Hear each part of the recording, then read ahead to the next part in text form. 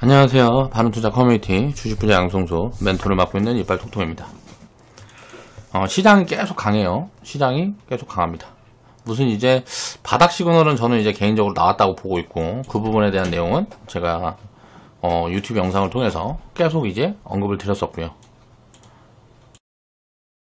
코로나 확진자가 이제 미국도 감소 추세로 들어섰고, 그리고 유가 부분은 지금 이제 사실 노이즈가 좀 나오고 있지만 결국 이것도 자리를 잡을 거고.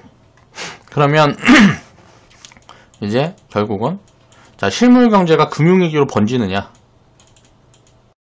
실물 경제가 여기에서 위기가 왔죠. 이게 이제 금융위기로 번지느냐, 사람들이 진짜 쓸 돈이 없어서 지금 못 돌아다니고 돈을 못 쓰고 그런 상황이 아니고, 이 병으로 인해서 사람들이 소비를 못하면서 이게 망가진 부분이기 때문에 요런 질병만 해소가 되면 결국은 이제 실물 경제는 빠른 속도로 회복될 수밖에 없다. 전 세계에서 또 부양책도 이렇게 쓰고 있고 공짜로 돈 주잖아요 지금. 그러니까 우리나라 같은 경우도 보면 100만원씩 해서 25조를 주니 어쩌니 해가 공짜로 돈 나눠준다고 이거 돈 쓰라 그러잖아요. 그러면 이런 돈 일단 이게 다 소비로 잡힐 거 아니에요.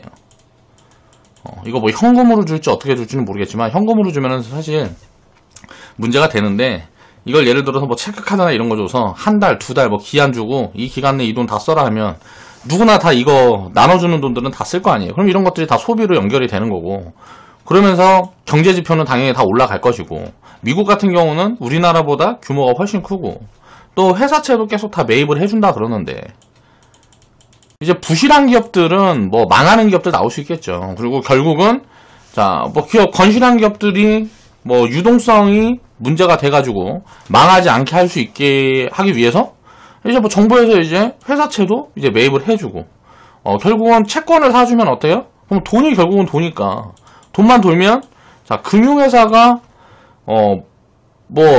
거대 금융사가 망하는 거 아니면 실질적으로 요 타격이 확산되는 금융위기로 번질 가능성은 굉장히 작다. 이렇게 그냥 생각을 하면 되겠죠, 시황은. 그럼 결국은 왔다가 이제 조정이 진행이 되고 있는데, 한 2200부터 코스피 기준으로 이제 내려와서 대충 1400, 1500에서 터치하고 지금 이제 한 1800 구간에 와 있단 말이에요. 이게 1800에서 2000 구간 오면 이제 좀 흔들리든가 하든가 하면서 이제 하반기에 다시 움직일 수 있다라고 저는 보고 있습니다. 여기서 조정이 이렇게 들어왔다 갈지, 이렇게 들어오는 척 하다가 이렇게 갈지, 여기서 그냥 계속 이렇게 가버릴지, 이거는 반복적으로 이야기하지만 누구도 알 수 없는 거니까, 결국은 밀린다 그러면 어때요? 이 밀릴 확률이 얼마나 될까를 생각을 해보면, 글쎄요. 그러니까 확률도 점치기가 어려운 거죠. 그러니까 요런 부분들, 불확실한 부분들에 자꾸 생각을 하지 말고, 결국은 이제 1, 2년 후에 지금보다 높은 자리에 있을 거다라는 거는 거의 전부 다 이렇게 생각을 하고 있단 말이에요. 근데 왜 지금 단기적으로 한 달, 두 달을 겁내고 하냔 말이에요. 그렇게 할 필요 없다.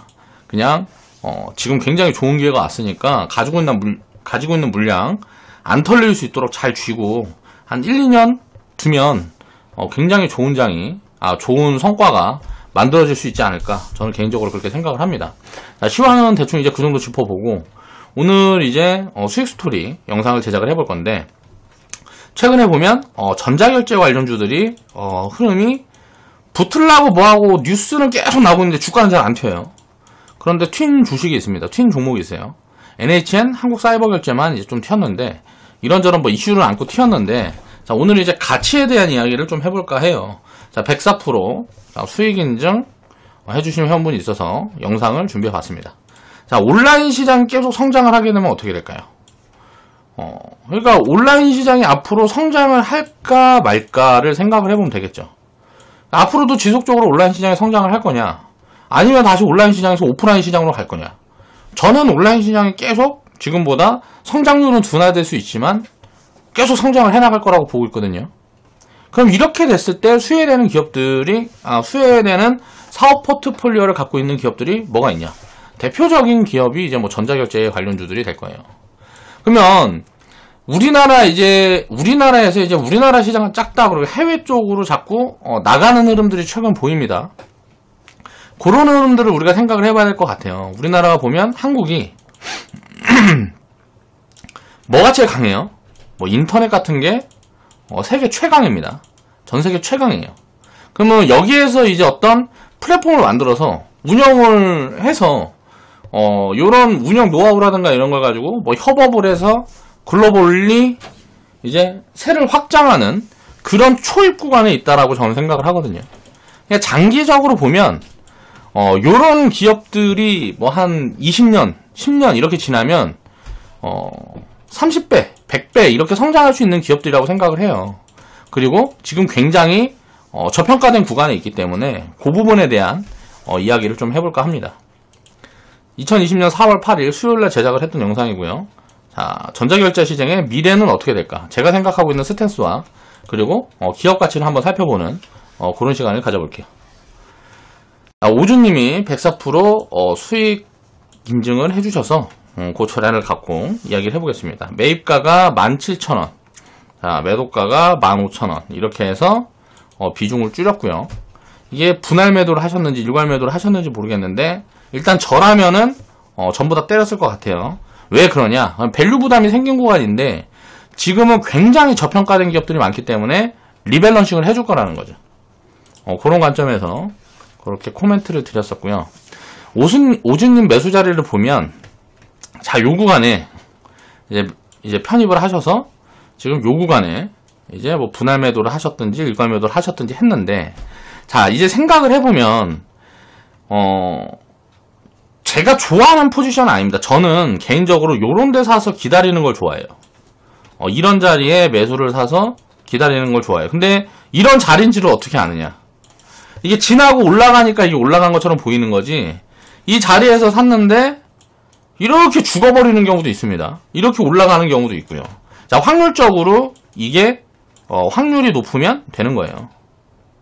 그리고 시장이 안 좋으면 요런 자리에 이렇게 무너졌다가 다시 움직일 수도 있는 거고요. 이렇게 되면 시간이 그냥 조금 더 걸리는 거죠. 그러니까 항상 이렇게 올라가는 구간에 이렇게 따라잡는 거는 굉장히 저는 개인적으로는 좋아하지 않는데 예외의 경우들이 있긴 해요. 지금같이 폭락을 맞아서 기업 가치가 말도 안 되는 저평가권에 들어왔다가 움직이는 자리라든가 그럴 때는 따라잡기도 합니다. 최근에는 거의 따라잡는 포지션들만 회원분들한테 잡아드리고 있죠. 이런 것들은 뭐 그 차트 같은 거 이런 걸 보면서 그림 맞추기 해가지고 요러고 저러고 뭐 이야기를 하는 게 이평선이 뭐 골든 크로스가 돌아서 이제 정별에 들어가면 사고 이제 뭐 역별로 진입하면 팔고 뭐 시스템 트레이딩이니 뭐 되도 않는 소리를 막 갖다 붙이면서 해봐야 다 필요 없어요. 주식이라는 거는 결국은 같이 따라가는 거예요. 주가는 결국은 같이 따라가는 겁니다. 요거에 대한 이해를 하느냐 못하느냐예요. 내가 주식시장에서 장기적으로 자산을 크게 증식시킬 수 있느냐 그렇지 못할 거냐 라는 부분은 요 부분에 대한 판단을 내가 할 수 있느냐 없느냐에 달려있다고요.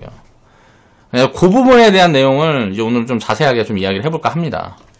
자, 보면 소외감을 견디는 훈련을 해야 됩니다. 자, 이게 무슨 소리냐면 자, 가치를 보면 말이 안 되거든요.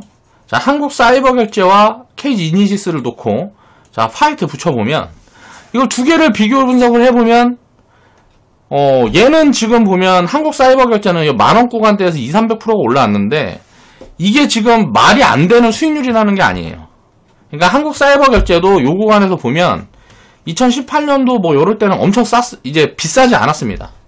그런데 자, 이 성장이라는 이제 추정치가 계속 상향되고 뭐고 하면서 업사이드가 진행이 되면서 이거는 2년 수실적까지 이제 반영을 해놓은 거고 자, KG이니시스 같은 경우는 2019년 실적도 반영을 못 해놨어요. KG이니시스는 이제 상장률 지금 이제 상승률이 150%에서 200% 정도 보여지는데 자, 한국사이버결제는 상승률이 보여지지 않는단 말이에요. 여기서 추가 상승 구간은 무조건 버블 구간이다라는 판단이 서요. 그러니까 이런 부분들에 대해서 왜 그렇게 생각을 하고 그런 판단을 할 수 있냐라는 부분에 대한 이야기를 해보겠습니다. 요 초록색 구간들 여기 보면 이게 1년, 2년, 3년이죠. 이런 구간들에 다 편입을 한 거는 다 좋은 자리에 잡은 거예요. 2년 동안 주가가 못 간다, 3년 동안 주가가 못 간다, 이거는 알 수가 없는 거죠. 여기에서 주가가 뻗어갈지, 여기에서 뻗어갈지, 여기에서 뻗어갈지, 이걸 알 수 있는 방법은 없단 말이에요. 물론 어떤 테마 흐름이라든가 사람들의 기대감이라든가 이런 걸 추상적으로 생각을 해볼 수는 있지만 거기에 대해 확률을 키울 수 있는 방법은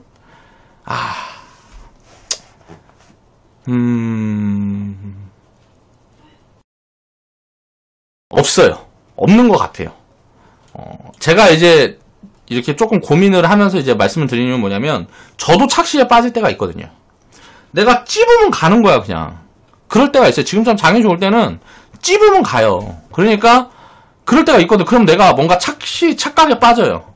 내가 뭐 이런 흐름들을 제대로 본 것 같다. 뭐 이런 착시에 빠지는데, 그런 게 사실은 아니죠. 그러니까, 심리적인 부분들이 많은 사람들이 나랑 비슷한 생각을 하고 있기 때문에 여기에 맞아 들어가는 경우들이 있거든요. 주가라는 거는 결국은 단기적으로는 심리에 연동이 되니까. 이게 이제 단기 주가는 심리에 연동이 되기 때문에 주가가 버블도 가고 침체도 가고 하는 거거든요. 이런 부분들에 대해서까지 이해를 하려고 그러면 이야기가 너무 길어지니까 그런 걸 제외하고 이야기를 해보겠습니다. 자, 보면 요 구간에서는 KG 이니시스가 먼저 튀는 것 같았어요. 먼저 튀는 것 같았죠. 여기에서 이게 한 100% 파동 정도 되니까. 여기 어디에서 제가 이제 추천을 드렸었죠, 과거에.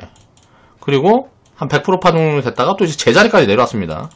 자, 이 제자리까지 내려온 이유가 뭐냐를 생각을 해보면, 이 모회사가, KG 이니시스의 모회사가 동부제철을 인수한다고, 뭐 이런 코멘트들이 나오면서 거기에 대해서 노이즈가 나오는 거예요. 야, 동부제철? 그거 망한 회사 아니야? 그걸 인수를 왜 해? 그럼 돈 필요하겠네 하면서 주가 빠지는 거야. 얘네한테 돈 빼가겠네? 이런 식으로 생각을 해서 주가가 심리적으로 빠진 거란 말이에요. 그래서 이제 괴리를 만들어줘서 밸류가 굉장히 지금 좋은 구간까지 내려왔단 말이에요. 그 부분에 대한 이야기를 해보고요. 모빌리언스는 뭐 KG 이니시스랑 한 몸이니까 제껴두고, 다날 같은 경우를 보면, 자, 코로나로 인한 반대 매매가 폭락하면서 중소형주도 폭락을 했어요. 거기에서 이제 함께 무너진 흐름들이 나왔다가, 이제 지금은 어때요? 호재 요인으로 시장이 받으면서 꾸물꾸물 하는 흐름들이 보인단 말이에요. 움직이려고 막 꾸물꾸물 하는 흐름들이 보여요. 그러니까 요 부분들까지 정리를 해서 우리가 밸류로 놓고 보면, 자, 한국 사이버 결제가 그냥 먼저 갔을 뿐이란 말이에요. 자, KG 이니시스나 모빌리언스나 다날이나 요런 기업들이 기업에 문제가 있어서 주가가 못 가는 게 아니라는 거죠. 그럼 언젠가는 어때요? 괴리율이 이만큼 벌어진 거거든요. 지금 밸류 측면에서. 사업 포트폴리오도 비슷하고 사업 부분이 비슷한데 밸류를 얘만 더 받고 있다. 그러면 앞으로는 지금보다 더 가게 되면 한국 사이버 결제는 어때요? 상승 여력이 약할 것이고 얘네들이 세게 움직일 가능성이 높거든요. 그런 부분들을 이해를 해야 되는 거예요. 그럼 반대로 조정이 들어오면 어떻게 될까요? 조정도 얘가 깊게 들어오고 얘네들은 그렇게 크게 안 들어올 가능성이 높아요. 그럼 지금 편입을 할 때 요거를 사야 되느냐? 이 그림을 보면서 그냥 평가를 해서는 안 된다는 거죠. 그림만 보면은 막 이런 사람들이 있을 거예요. 자, 여기 선 그어놓고, 야, 이거 추세 시작이다. 돌파하는 흐름 나왔으니까 지금부터 쭉쭉 갈 거다. 가는 말을 잡아야지. 하면서 이거를 좋게, 이 그림을 좋아하는 사람들이 있을 것이고, 야, 깔려있는 걸 사야 돼. 리스크를 줄여야 되니까. 라고 이야기를 하면서, 다날 같은 그림의 차트를 좋아하는 분들이 계실 거예요. 근데 이게 좋다, 저게 좋다. 라는 거를 이런 논리로 접근을 해서는 절대 장기적인 수익률을 키울 수가 없다. 그 부분들에 대한 이야기를 해볼 겁니다. 자, 변동성을 이해하게 되면, 변동성을 바라보게 되면, 주가의 움직임을 바라보게 되면 오류에 빠지게 돼요. 자, 기업 가치에 집중을 해야 되는 거죠. 그럼 가치에 집중을 하려고 하면 어떤 부분들을 살펴야 되냐. 일단 가장 중요한 부분은 매출이 이렇게 올라가고 있는 흐름들이 확인이 돼야 됩니다. 그러니까 이게 만약에 빠졌다가 다시 움직이면 다시 움직이는 흐름들을 체크할 수 있는 이런 흐름들을 잡아야 돼요. 사이클 산업 같은 경우는 이렇게 매출이 꾸준히 올라가는 흐름들이 잘 안 나와요. 꾸준히 이렇게 성장하는 기업들의 흐름들을 이제 보는 게 중요하고요. 한국 사이버 결제 같은 경우는 보면 시총이 지금 이제 8천억 단에 올라와 있습니다. 주가가 많이 올라와서. 그러면 2019년도 작년 밸류를 딱 따져보면 거의 뭐 25배, 30배 정도 되죠. 30배가 넘어가죠. 자, 이익 대비, 그러니까 PER을 보통 볼 때, 이제 뭐, 주가, 퍼를 이제 이야기를 하면, 이건 이제 왜곡이 많아서 저는 퍼라고 보질 않고요. 처음에 분석하면 이제 순이익이 갑자기 많이 찍힌다든가, 하게 되면, 퍼가 굉장히 괴리가 많이 벌어지는 구간들이 만들어져요. 예를 들어서, 가지고 있는 뭐 유유자산을 팔았다든가 하게 되면 갑자기 이익이 확 재무제표에 잡히고 뭐 이렇게 되면 이 PER이라든가 이런 것들은 왜곡이 항상 벌어지기 때문에 저 같은 경우는 퍼라는 기준을 볼 때 이익과 시총의 괴리를 살핍니다. 그럼 이걸 그냥 대충 퍼라고 이해를 하고 생각을 해요. PER이라는 게 이익을 가지고 이야기를 하는 지표이기 때문에 이익의 증가폭과 시총에 비해서 비싸냐 싸느냐를 이제 체크하는 지표라고 생각을 하시면 돼요. 그러면 PER이라는 거는 지금 현재 PER을 봐갖고는 아무런 의미가 없어요. 이제 미래 PER을 봐야 되는 건데, 자, 미래이니까 이게 상상할 수 있는 여력이 어느 정도 있느냐를 항상 기준으로 보는 거죠. 그러면 PER 같은 지표를 살필 때는 성장 섹터를 위주로 살피는 거예요, 원래. 가치주 섹터는 이제 PBR 밴드를 위주로 살피면서 배당 같은 걸 함께 살피는 게 더 유리하고요. 그래서 가치를 분석을 할 때도 섹터별로 또 무슨 뭐 이런 부분들이 항상 다르다라는 걸 이해를 하셔야 되고요. 저 같은 경우는 전자결제 관련 요런 섹터 같은 경우는 적정 펄을 몇 배를 줄 건데, 그러니까 적정 이익 비율을 어느 정도 줄 건데 라는 거를 계산을 해보면 저는 한 20배에서 한 30배 정도가 맞다고 보는데 30배는 살짝 버블에 가깝다고 생각을 하거든요. 한국 사이버 결제 같은 경우 보면 이제 뭐 시가총액이 지금 8천억 가까이 와 있으니까 지금 2022년도 보면 대충 뭐 추정치가 한 400억 정도 잡히겠어요. 400억에서 한 450억 잡힐 것 같아요. 지금 이대로 추정치로 이제 놓고 생각을 해본다 그러면 이제 2021년도 1분기가 지나갔으니까 2년 후 3년 후 실적을 지금 20배 수준으로 해서 반영을 해놓은 구간이잖아요. 그럼 이거는 지금 단기적으로 밸류 부담이 생긴 거죠. 자, 근데 반대로 생각을 해보면 KG 이니시스 같은 경우는 어때요? 자, 한국 사이버 결제가 200% 300% 올라갈 때 그 자리에서 한번 밀렸다 움직이면서 10% 20%밖에 못 올라왔어요. 그림으로 보면 똑같이 가는 모습처럼 보이지만 이거는 KG 이니시스 같은 경우는 이 앞전에부터 연결을 해서 놓고 보면 거의 한 100% 정도 올라와 있는 구간이거든요. 한국 사이버 결제는 2, 300% 올라오는 동안 KG 이니시스는 요 바닥 근방 구간에서 100% 정도 올라온 구간이라 보면 돼요. 요 앞에서 미리 당겨 놓은 거죠. 이 앞에서 미리 당겨 놨고 이때 한국 사이버 결제는 소외됐고 지금 이제 당기고 있는 거고. 그럼 이제 앞으로는 이제 또 이게 눌렸다 갈지 그냥 갈지 역시 모르는 거예요. 이거는 모르는 거예요. 자, 움직이는 흐름에 대한 부분들을 모르는데 이 타이밍은 항상 젤라 그러니까 사람들이 실패를 하는 거란 말이에요. 자, 밸류를 딱 보면 자, 그러면 지금은 나는 요건 안 사고 요건 사겠다는 거죠. 자, 보겠습니다. 얘는 이거를 거의 30배를 적용을 해놨는데 자, 뭐 250억 곱하기 3하면 대충 750억 뭐 이렇게 되니까 그러면 대충 한 30배 정도 되는 건데 자, KG 인시스 같은 경우는 요 500억을 딱 갖다 딱 해보면 11배나 밖에 안 된단 말이에요. 그러면 이제 올해하고 내년 추정치 이 다음 추정치까지 딱 생각을 해보면 야, 얘는 한 400억에서 450억 찍히면 얘는 한 800억까지도 잡힐 수 있겠는데 그러면 대충 자, 똑같이 이제 30배를 가정해놓고 봤을 때 1조 8천억. 그럼 지금 상승여력이 150% 200% 남아있는 거 아니야? 라는 계산이 나올 수 있는 거죠. 다날 같은 경우는 어때요? 자, 이게 220억인데 5,500억인데 이것보다 더 싸네? 절반 정도 와있으면 한 2,700억이어야 되는데 이것보다 더 싸네? 자, 매출은 꾸준히 늘고 있는데 다 함께 늘고 있죠. 매출은 계속 상방으로 가고 있단 말이에요. 그럼 이 추정치가 지금은 안 보이지만 이게 안 보이기 때문에 디스카운트를 많이 받고 있구나. 2019년도 ROE를 보니까 13. 근데 이게 21배, 23배까지 올라갈 수 있겠구나. 평균 ROE가 보니까 자, 한국 사이버 결제는 20배고 지금 이거는 2022년 실적을 이렇게 반영을 해놓은 거란 말이에요. 시가가 시총이. 자, 이건 2022년 추정치를 대충 해놓고 보면 지금 이제 아직 상승 여력이 지금 이제 뭐 2021년 거를 놓고 보면은 뭐 10배도 안 되겠죠. 그러니까 상승 여력이 대충 뭐 한 150%에서 200% 정도 나오겠네. 그러면 이거 단알 이거는 이렇게 계산을 해보면 이게 ROE가 이게 이렇게 작으니까 이게 맞는데 근데 얘네보다 조금 늦게 움직이는 흐름이라 그러면 나중에 이 ROE를 쫓아가 온라인 시장이 어차피 성장을 하면서 함께 가는 거니까 이 변동 성장이라든가 이익의 변동성만 큰 거지 이건 따라갈 수 있겠다라는 생각도 할 수 있거든요.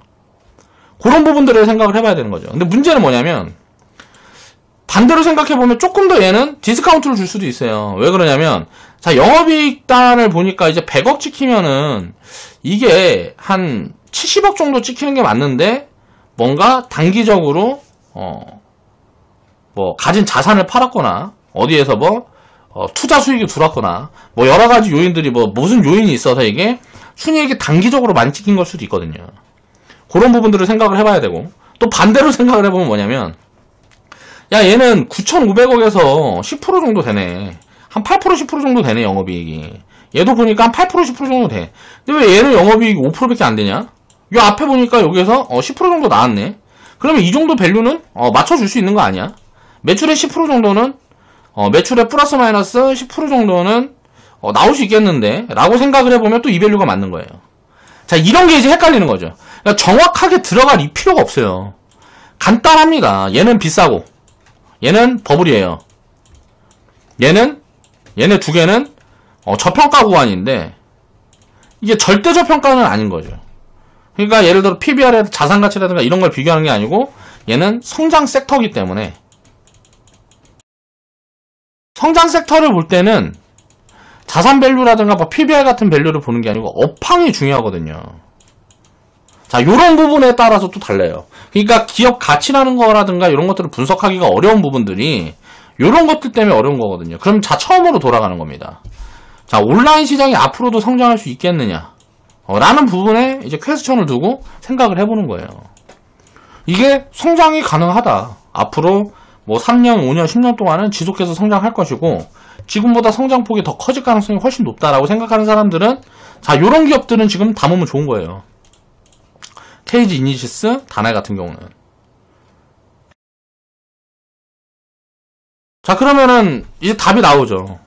자, 나는 이제 온라인 시장이 성장을 할 가능성이 굉장히 높고 전자결제라든가 이런 부분들도 지금은 이제 코인 같은 부분들을 또 생각을 해볼 수가 있어요.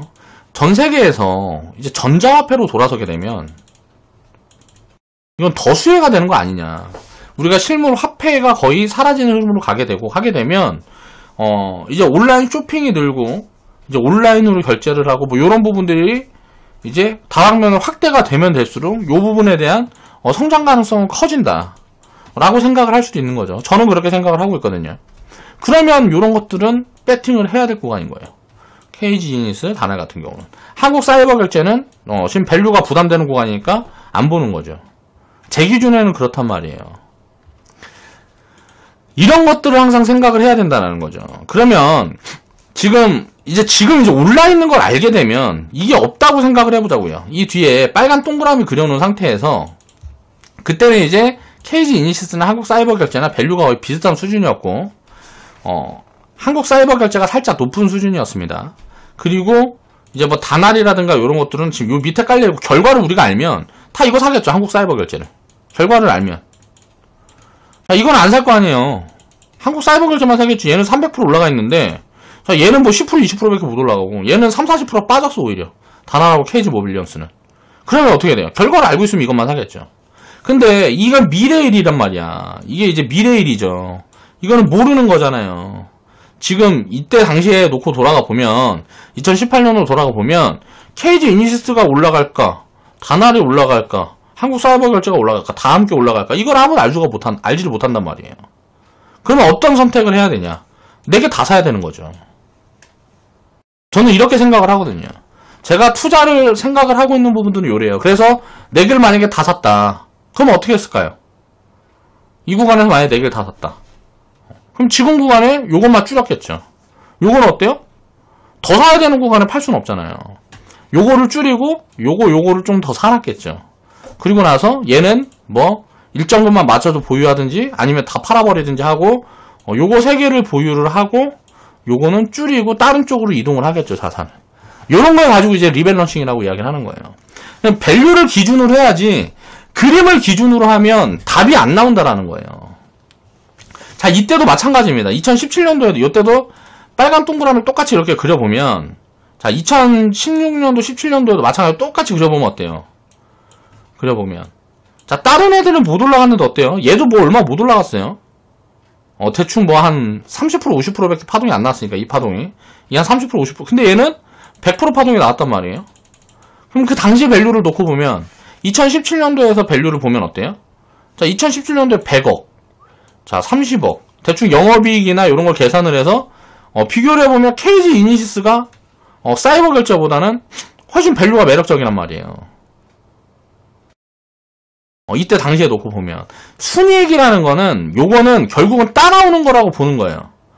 단기 순이익은 이제 뭐 투자를 하면은 뭐 쪼그라들 수가 있고, 뭐 어떤 비용이 뭐 들어가면은 또 쪼그라들 수가 있고 하기 때문에, 매출과 영업이익을 많이 보는 이유는 순이익이라는 건 결국 따라올 거기 때문에 항상 괴리를 만들어지는 지표나 다름없어요. 그렇게 생각을 하고 보는 겁니다. 순이익 같은 경우는. 자, 그러면 이런 것들을 이제 생각을 해봤을 때, 자, 돌아가 놓고 생각을 해보면 어때? 2017년도에도 어때요? 한국 사이버 결제나 KG 이니시스나 비슷한 구간이란 말이에요. 얘네는 이제 뭐 더 싼 구간이겠죠. 다날 같은 경우는 보면 2017년도에 보면 어때요? 이익 찍히는 게 얘만큼 찍히는데 시총이 훨씬 낮아. 그쵸? 영업이익 찍히는 게 뭐 10% 찍혀. 얘는 이때 당시에 5% 찍혔고, 시총은 훨씬 낮은데 이익은 더 찍혀. 근데 문제는 뭐예요? 덩치가 한국 사이버 결제가 더 크니까 얘가 당연히 시총이 높겠죠. 그런 게 당연히 맞는 거거든요.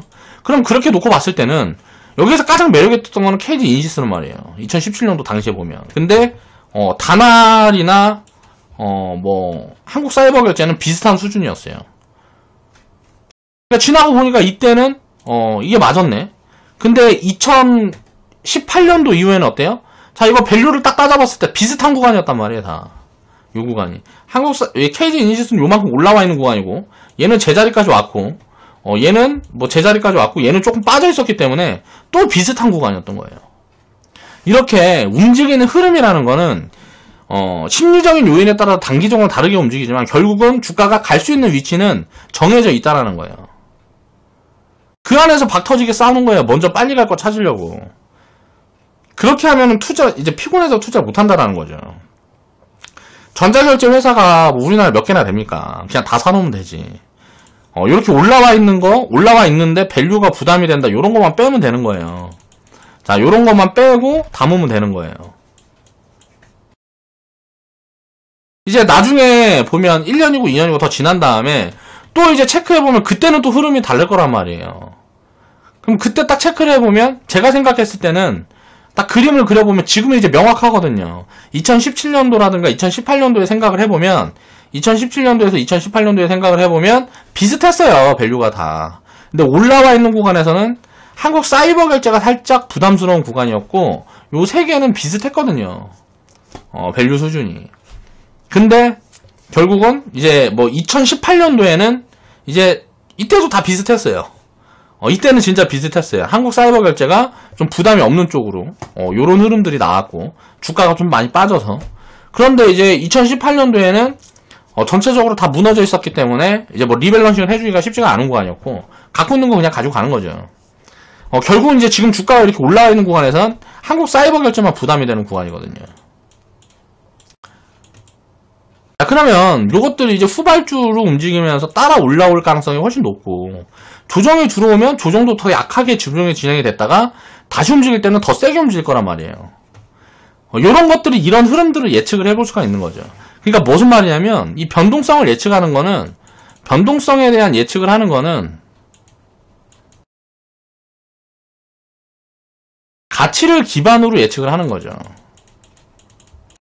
가치를 기반으로 예측을 하는 겁니다. 이거를 무슨 뭐 그림을 보고 이게 이렇게 될 거다 저렇게 될 거다 이거 아무런 근거도 없는 다 헛소리란 말이에요. 그런 걸 깨닫게 돼요. 투자를 오래 하게 되면. 그래서 그런 부분들에 대한 이제 오늘은 어떤 밸류 판단을 하는 기본적인 부분 중에 하나를 가지고 이야기를 좀 해봤어요. 여기에서도 이제 자세하게 들어가면 굉장히 복잡합니다.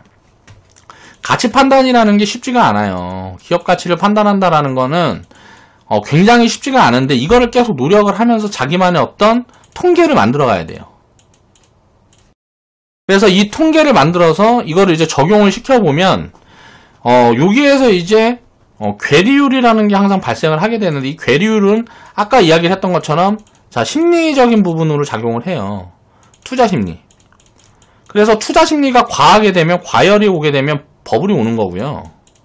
과열이 오게 되면 버블이 오는 거고, 이게 투자 심리가 센티가 많이 안 좋아져서 침체로 가게 되면 저평가가 되는 겁니다. 그럼 장기적으로 놓고 보면, 자, 1년, 2년에는 이 괴리율이라는 게 더 확대될 수가 있어요. 1, 2년의 기간을 놓고 보면.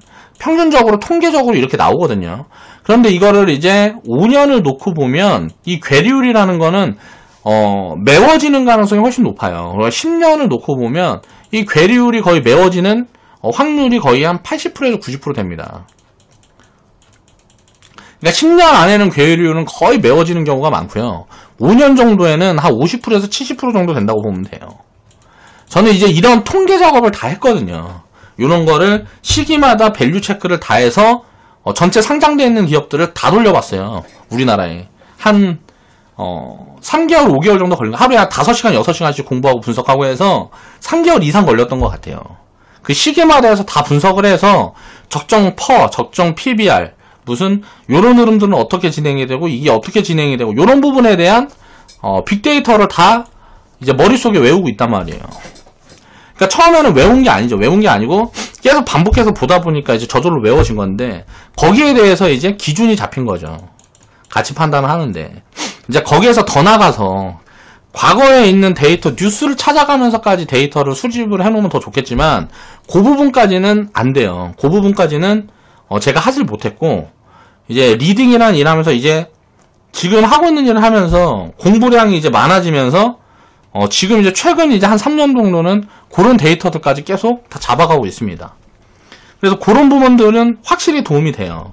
투자를 하고 가치 판단을 하고 뭐하고 하는데. 그러니까 끝이 없다는 거죠. 가치 판단을 완벽하게 할 수가 없는 거고, 이 판단이라는 걸 완벽하게 할 수가 없어요. 완벽하게 할 수가 없기 때문에 사람들은 혼란이 오는 거예요. 이게 필요 없는 거다라는 생각을 하게 되는 거죠. 근데 그렇지 않아요. 이 괴리율을 좁히려는 노력을 하게 되면 분명히 통계적으로 이 흐름을 예측할 수 있는 그런 것들이 만들어집니다. 자, 불확실한 부분이 가장 큰 건 이제 시황이에요. 정책이라든가 뭐 여러 가지 변수로 인해서, 시황이라는 거는 변수에 대한 분석을 위해서 하는 겁니다. 향후 흐름을, 지금 흐름을 예측을 하기 위해서 공부한다고 이야기하는 사람들이 많아요. 막 뉴스 보고 뭐 하는 게. 그런 게 아니고, 이 변수를 분석을 해서 악재요인을 보는 게 아니에요. 이 악재요인이라는 게 나오면 항상 기회는 따라오기 때문에, 이 어떤 기회가 생길까라는 부분에 대해서 체크를 하기 위해서 시황을 보는 거예요. 그리고 또 여러 가지 요인들이 있죠. 대응을 해나가는 부분들에 대한, 지금 이제 밸류라는 게 어떻게 변화될지에 대한 그런 걸 체크를 하기 위해서 시황을 보는 거고, 업황이라는 거는 사실 아까 이야기했던 것처럼 창의적인 부분들이 많이 작용을 하게 됩니다. 뭐 반도체 같은 게 대표적으로 그런 거죠. 반도체가 우리가 좋을 거다라고 이야기를 하고 있는 부분은 4차 산업이 진행이 되게 되면 결국은 이건 반도체는 많이 쓸 수밖에 없는데, 결국은 지금 우리가 세상이 돌아가는데 석유가 필요한 것처럼 앞으로 4차 산업의 석유는 반도체다라는 거거든요. 그러면 IT가 반도체를 기반으로 한 IT 같은 기업, IT 기업들이 많이 올라갈 건데, 요거는 이제 또 카테고리가 많이 나뉘죠.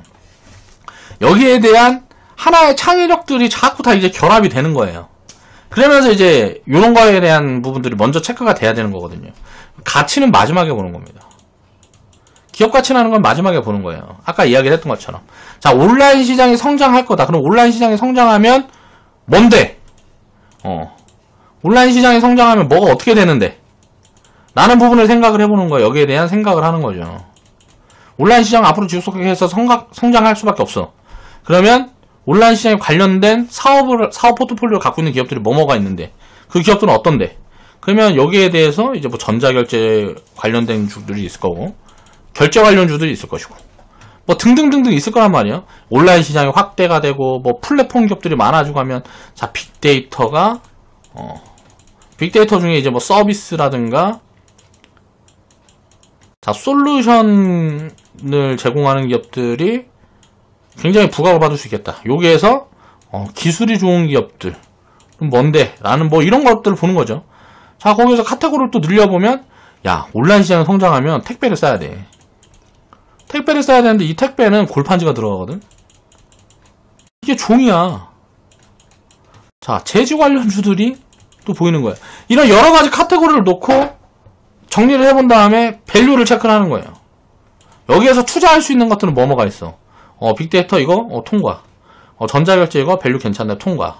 요거 통과. 그러다가 갑자기 뭐 하나 보면은 또 이제 온라인 이걸로 해가지고 뭐 인공지능이니 어쩌니 뭐 기업들이 많이 있는데 뭐 대충 뭐 이런저런 이름을 많이 붙이죠. 근데 이거는 밸류가 애매하다. 요거는 좀 더 보자. 이거는 체크를 해보자. 뭐 이런 식으로 정리가 되는 거란 말이에요. 요거는 지금 투자를 하고 요거는 좀 추적을 해나가면서 기업 흐름들을 좀 더 보자. 뭐 이런 정리들을 하는 거거든요. 그리고 나서 이제 가치 판단을 이렇게 해서 그런 정리들을 해나가는 거죠. 이런 작업들이 필요합니다. 그래서 시간이 많이 들어요. 시간이 많이 걸리고 관련 뭐 뉴스 플로우도 많이 이제 체크를 해보면서 봐야 되고 기업 실적, 영업 흐름 뭐 여러 가지들을 이제 계속 꾸준히 봐야 되는 거예요. 한 번 딱 본다고 끝나는 게 아니란 말이에요. 이런 것들을 혼자 다 하기에 양이 너무 많고 힘들기 때문에 저 같은 사람을 이용을 하는 거란 말이에요. 우리 회원분들은. 그렇죠? 그러면 제가 이런 것들을 봐서 이제 정리를 해드리는 거죠. 그 부분들에 대해서 이렇게 제가 이제 이거를 이제 조합을 해서 회원방송 같은 걸로 이제 회원분들한테 풀어드리고, 그럼 그런 걸 보고 이해를 해가는 거죠. 스스로 해보려 그러면, 일단 뭐 본업이 있고 뭐하고 하면 그 스스로 이런 것들을 체크하고 공부할 수 있는 한계가 분명히 있겠죠. 어떻게 사람이 일만 하고 합니까? 그래서 그런 것들 때문에 그런 서비스를 하는 직업들이 이제 뭐 리딩하고 하는 직업들인데, 모르겠어요. 아직까지는 지금 이제 뭐 시작하면서, 누구한테 이제 뭐 피해를 주고 한다는 생각이 들지 않아서 하고 있지만, 만약에 그런 생각이 내가 조금이라도 드는 구간이 되게 되면, 못하겠죠. 그러니까 누구한테고 이게 도움이 되는 일이라고 생각을 하니까 저는 이 일을 할 수가 있는 거거든요. 하고 할 수가 있는 거예요. 지금처럼 뭐, 돈도 많이 못 벌고 해도, 나중에 이런 것들이 이제 먹히고 진짜 회원분들 수익이 많이 폭발하고 하는 구간들이 오면 그 돈이라는 건 나중에라도 따라올 거다라는 그런 믿음을 가지고 하고 있는 거란 말이에요. 투자도 마찬가지예요. 자본주의에 대해서 믿어야 돼요. 여기에 대해서 믿어야 된단 말이에요. 자본주의가 있는 동안에는 자본주의로 세상이 돌아가는 동안에는 주식시장을 갈 수밖에 없는 거예요. 그럼 그 안에서의 여러 가지 선택지 중에 내가 어떤 선택을 할 것인가에 대한 끊임없이 고민과 노력이 필요한 거죠. 그런 것들이 이제 성과들을 만들어 주는 거예요. 그런 성과들이 하나하나 쌓여서 수익을 주고 그 수익이 쌓여서 자산이 커져가는 거고. 근데 그거를 한 방에 하려고 그러는 욕심이 생기게 된단 말이에요. 이런 욕심을 관리하는 게 쉽지가 않아요. 혼자 특히 하게 되면 이런저런 뭐 데이터도 잡고 뭐 이런 사람들은 특히 더 그래요. 이게 절대 쉽지가 않습니다. 이게 쉽지가 않다. 그런 부분들에 대해서 이제 생각을 해보면서 오늘은 좀 투자에 대한 그런 생각을 좀 이야기를